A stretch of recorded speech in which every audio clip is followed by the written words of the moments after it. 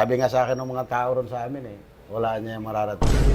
Paloko-loko talaga. Ayun, isa na namang episode ng Kwento ng Barbero, mga boss. Ngayong araw nga na to ay papunta tayo sa kay Pombo, Santa Maria, Yun o, Bulacan. dito na tayo mga boss. Halina't sabay-sabay nating tunghayan ang kanyang kwento dito sa kanyang lechon and barbershop business. Dito sa bahay niya, mayroon pa siyang barbershop mga boss.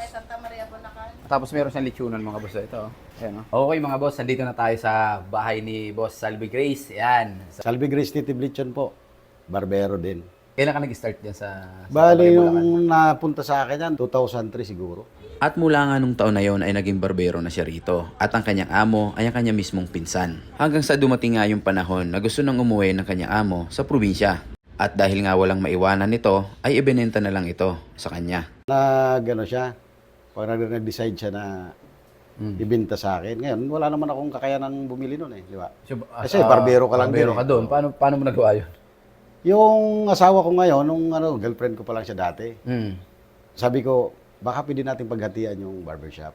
Ako mag-ooperate, then pagka kumita, ibibigay ko sa iyo yung share mo para may balik yung pera mo. Kano pa ba gupit noon? Nag-start kami 40 na talaga.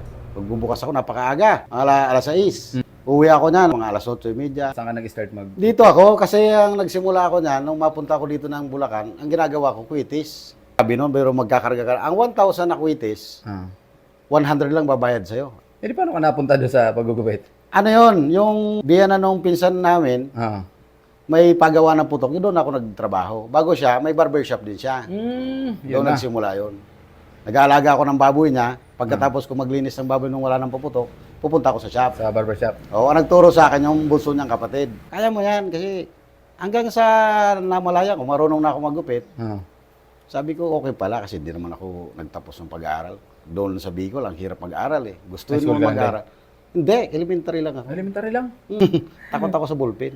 Sa gupit talaga ako nag-start yun. Ang diskarte ko naman iba. Habang lumalakas yung gupit nung araw, ang ginagawa ko, iniipon ng asawa ko yung pera. Pagkatapos ng ipunin, mayroong mga pasangla na lupa sa Bicol. Ang tutubuhin mo doon, yung pakinabang, yung ibig sabihin yung saka ng lupa. Yun ang tutubuin yun mo. ang tutubuin mo. Kasi nung pagparami naman ako ng barbershop, nagtayo ako ng guyong, nagtayo ako ng Belmont. Mahirap yung dapat talaga pag nakakita ka ng pwesto na barbershop, alam mong kikita yung tao mo. Kasi pag hindi, ikaw mismo ang mag-give up. Siyempre, nagkailangan din ng kaluwagan sa buhay. Ang gusto niya, yung maganda rin ang kita. Bukod pala dun sa barbershop nga, di ba? May ano ka pa? May lechon lechonan. ako, lechon. Yun ang ko, sideline. Di ba ano mo naman napasok yun? Yung mula sa gupitan. Nung kinasal kasi ako noong 2006 kami ni Mrs., Gooper naman yung hipag ko na magtayo kami ng lechon. Kasi doon talaga sila umasinso sa lechon. Kaya napunta ako ng Carmona, Cavite. Yung barbershop ko na yan, ooperate naman yan yung kapatid ko kasi barbero din yung kapatid. Hindi, sa suma total, sa madaling kwento, hindi siya nag-improve doon sa Carmona. Balik ako ng kay Pombo. Inoperate ko uli yung barbershop. Doon ako nag-start na mag-on-call ng lechon. Nakabili na kami ng bahay at lupa ni Mrs. So pinaghalo ng kita ng barbershop tsaka lechon na Oo. yun. Yan si Mrs. kasi nagtatrabaho rin. Ganda rin naman yung trabaho. Kumbaga, Nag-combine kami combine na. na maayos na paghawak ng ano. Ilan Ayun. anak niyo pala ngayon? Isa lang. Isa Isa lang lang. si baby. Ano yan? Siya St. Dominic naman siya ngayon nag-aaral. Malaki rin. Siguro mga morores, mga 80,000 na a year. Aluy. Ay, oo nga kasi private ba yan? Oo, private siya. Ano bang mga words na nasubukan mo dati sa barbershop? Ano ba? Paano ba? Pag minsan, sasabihin mo sa sarili mo, ang baba pala ng sitwasyon ng isang barbero pag yun. Minsan may makikita ka talaga na okay naman yung gupit Kaya lang, dumarating talaga yung time na parang hindi niya grosolada yung gupit mo.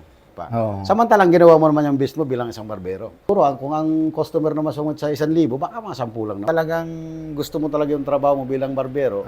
Minsan kasi yung kaibigan mo, yung customer mo, nagiging kaibigan mo. Yun. Pero mo, yung ginugupitan ko dati, pagdating nung ngayong taon, kasama na yung anak, nagpapagupit na. Kung paikot-ikot dyan ng Manila, walang direksyon yung buhay ko dati. Ano, gupit din?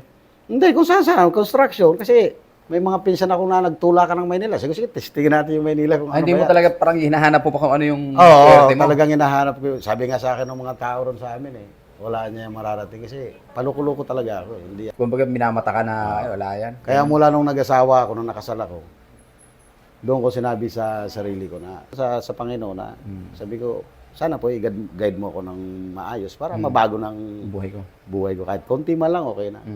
Hindi man siya ganun ka ganda, nandun ka na sa part na naka-step ka na ng isang step Yun. para lang Pwede kang talagang umakit kung kaya mong umakit. Kung hindi naman, pwede mo na ma-maintain yung Ma-maintain na ganun. lang. Oo, Ano na yung mga naipundar mo Ay, dito may sa pagbabarbering? Marami na rin. Ang unang-una, nakabili ako ng bahay at lupa nung una, 2010. Pinagpatayo namin ng maliit na bahay. Yung katabi kong lote, sabi niya, pre, bilhin mo lang yung, yung lote ko. Yun, nabili namin yun. Ito may pang family pang Ayan, sakyan ka napunta. Puro wheels, no? Galing sa hipag ko naman yan.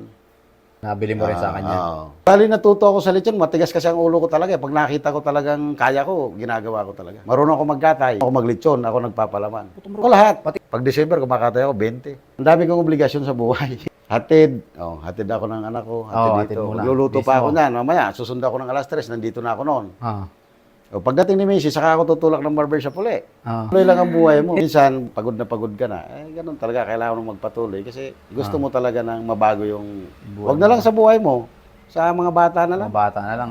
Walang madaling pag-asenso. Wala. Ang tawag doon, durugan. Para ka nagsusundalo. Puro training muna. Hindi mo hindi mo mape-perfect lahat ng bagay. Yung din kasi nagpapatibay sa tao. Yung natatalo ka, pero hindi ka sumusuko. Go ka nang go. Ang tao, hindi ka rin naman magiging successful kung walang taong nasa paligid mo. Katulad sa atin, barbero. Ang pag-asa naman natin talaga, customer eh. Magaling kang ang barbero kung ang customer naman, hindi siya yung nababaitan. Kung ako hindi naging barbero, ako lang kung nasaan ako ngayon. Unang-una, hindi naman ako graduate ng high school, hindi naman ako college. Wala rin power yung pamilya ko dahil mahirap lang kami talaga sa Bicol eh. May kakulangan ng tao pag hindi ka talaga nag-aaral. Totoo. Kunyari, gusto nyo magtuloy sa barbering pero nag-aaral kayo, ituloy nyo pa rin yung pag-aaral nyo. Kasi ako, ang katuwiran ko, kabayan, iba eh. Ang sabi ko, ako maghahanap buhay ako hanggat gusto ko. Ngayon, kung hindi ko man makuha yung gusto ko, at least sinubukan ko. Kasi hindi pwedeng ikikwento mo lang, hindi. Pakita ka ng prueba. Medyo napahaba na yung kwentuhan Kakain natin muna mga tayo. boss. Kain muna tayo. So hanggang dito na lang yung video natin mga boss. Salamat. Sana na-inspire kayo sa kwentuhan namin. I-invite mo sila, boss, sa business mo. Gusto nyo po magano ng lechon, subukan nyo po yung lechon namin. Bukod kasi sa barbershop mga boss, lechon ang business ni Boss Salve. So ayun, hanggang dito na lang mga boss ang Salamat po, kwento salamat. ng barbero natin. Alright, salamat boss. Patunay lamang na sa tamang diskarte at kasipagan ay uunlad ang ating kabuhayan. Hindi man pinalad na magkadiploma, hindi pa rin ito naging hadlang para umunlad ang kanyang pamilya.